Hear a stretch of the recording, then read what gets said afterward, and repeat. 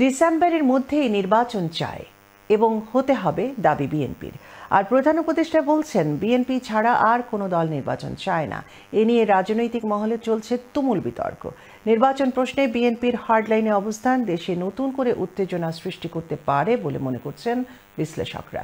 এই পরিস্থিতি থেকে উত্তরণে নির্বাচনী রোডম্যাপ জরুরি। বিস্তারিত জানাচ্ছেন আসাদুজ্জামান শুভ, ক্যামেরায় ছিলেন মোহাম্মদ রেজাউল করিম মৃধা। অন্তর্বর্তী সরকার দায়িত্ব নেওয়ার পর থেকে জাতীয় নির্বাচন নিয়ে সরব বিএনপি। এর আগে দলটির একাধিক নেতা ডিসেম্বরের মধ্যে নির্বাচনের কথা বললেও এবার সেই দাবি বেশ জোরালোভাবে জানিয়েছেন দলটির ভারপ্রাপ্ত চেয়ারম্যান তারেক রহমান। কিন্তু ডক্টর ইউনূস বলছেন বিএনপি ছাড়া কোনো দল ডিসেম্বরে নির্বাচন চায় না। এই নিয়ে রাজনৈতিক মহলে বিতর্ক তুঙ্গে। বিএনপির এক নেতা বলেছেন শুধু বিএনপি নয়, বিএনপির শরিক দল সহ বিভিন্ন ইসলামিক দল এবং বাম জোটরাও ডিসেম্বরের মধ্যে নির্বাচন চায়। রাজনীতিবিদ হিসাবে ওনার এক্সপিরিয়েন্সটা কম, তাই কথার মধ্যে অনেক সময় হচ্ছে কি উনি রাজনীতিক হলে যেভাবে কথাকে প্রকাশ করা যায় উনি ওইভাবে প্রকাশ করতে পারেননি। ডিসেম্বরের মধ্যে যে ইলেকশন চাচ্ছে শুধু বিএনপি তা কিন্তু নয়। বিএনপি যে শরিক দলগুলা রয়েছে, আমাদের সাথে যাদের ইসলামিক দল রয়েছে, বাম জোট রয়েছে, আর অন্যান্য যে জোটগুলা রয়েছে আমাদের সাথে, তারাও তো রাজনৈতিক দল। হয়তো তারা বড় হতে না পারে, ছোট হলেও তারা রাজনৈতিক দল, তারাও তো ডিসেম্বর ইলেকশন চাচ্ছে। কিন্তু এনসিপির মত ভিন্ন। তারা বলছে নির্বাচন কমিশনের নিরপেক্ষতা নিয়ে প্রশ্ন আছে তাদের। জাতীয় নির্বাচনের আগে স্থানীয় নির্বাচন চাই দলটি। আমাদের কিছু ফান্ডামেন্টাল সংস্কার আছে যেগুলো আমরা যদি না করতে পারি তাহলে নির্বাচন দেয়া যাবে, কিন্তু একটা স্বচ্ছ লেভেল প্লেইং ফিল্ডের মাধ্যমে একটা স্বচ্ছ নির্বাচন সম্ভব না। অন্যতম একটা উদাহরণ দেই, গতকালকে যদি আপনি দেখেন সুপ্রিম কোর্ট সরাসরি বলেছেন যে ইশরাক ইস্যুতে নির্বাচন কমিশনের উদ্যোগটা উদ্বেগজনক।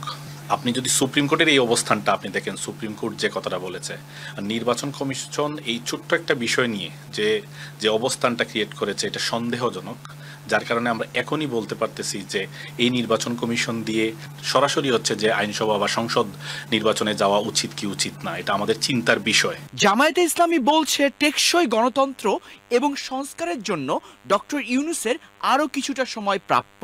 আমরা সরকারের উপর আস্থা রাখতে চাই। দীর্ঘ 15 বছরের ফেসিবাদী শাসনের পর জনগণের অনেক রক্তের ত্যাগের বিনিময়ে একটি ইন্টারিম সরকার, অন্তর্বর্তী সরকার এসেছে।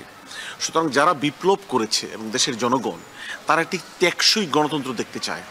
যারা অন্যায় অপরাধ করেছে তাদের বিচার হওয়া দেখতে চায়। এটি টেকসই গণতন্ত্রের জন্য সংস্কার দেখতে চায়। জাতীয় পার্টি বলছে ডক্টর ইউনূসকে ক্ষমতার লোভ পেয়ে বসেছে এবং এনসিপিকে কিছুটা সুযোগ করে দেওয়ার জন্যই তার এত তালবাহানা। উনি মনে হয় ক্ষমতাটা ছাড়তে চাচ্ছেন না। আর নির্বাচন নিয়ে উনার এত ভয়, এর কারণই হচ্ছে হয়তো এটা যে নির্বাচন দিলে উনাকে হয়তো ছেড়ে চলে যেতে হবে। উনার যে রাজনৈতিক দল এনসিপি, সেটা হয়তো উনি জানেন এটা কোনো গ্রহণযোগ্যতা নাই।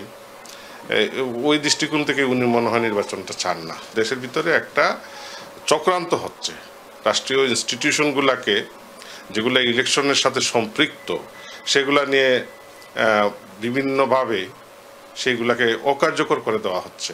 নির্বাচন নিয়ে বিএনপি দৃঢ় অবস্থানে এখন। এ পরিস্থিতিতে সরকার নির্বাচনী রোডম্যাপ ঘোষণা না করলে দেশের রাজনীতিতে নতুন সংকট তৈরি হতে পারে বলে মনে করছেন বিশ্লেষকরা। আসাদুজ্জামান শুভ, চ্যানেল এস নিউজ, লন্ডন।